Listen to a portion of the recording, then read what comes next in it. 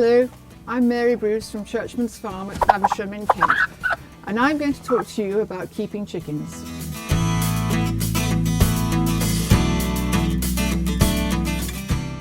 In this video, I'm going to show you how to start raising chickens from home.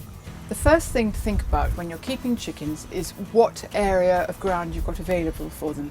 Are they going to be in the end of the garden? Will you be fencing off a little bit across the bottom of your garden? Have they got to be in an enclosed area with an integral run like this system here? Most people now, especially in the towns, have got foxes apparently that will jump just across the gardens. So that's the most important thing. And how much ground can you have available for these hens? So if you had an integral system like this, you would move it around every 2 to 3 days, because chickens love to scratch and they will soon destroy any grass or area that you've got there. They will turn to mud pretty quickly.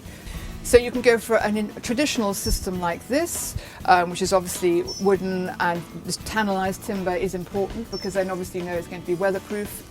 There are many more cheaper options on the market now. A lot of them are being imported from China, which is fine.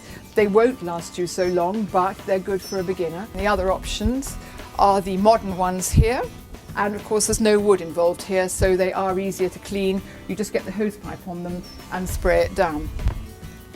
There are all sorts of different systems around, but having decided where your hut is going to be, and certainly if you allow a space, if you've got something like 8 by 6 foot, you certainly wouldn't want more than perhaps 4 hens.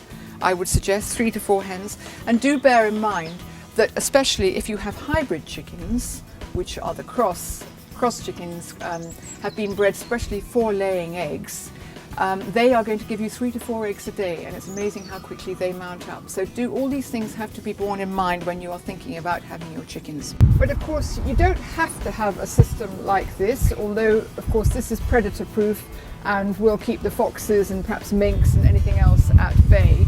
If you're lucky enough to have a garden that's self-contained, or perhaps you could have a fence at the bottom and you know that you're fairly safe, they can't get out, or the predators, I might say, can't get in, you could have a system like this. In a little hut like that, you don't need a run, and wherever they are in the garden at night, the chickens will come back and take themselves to bed.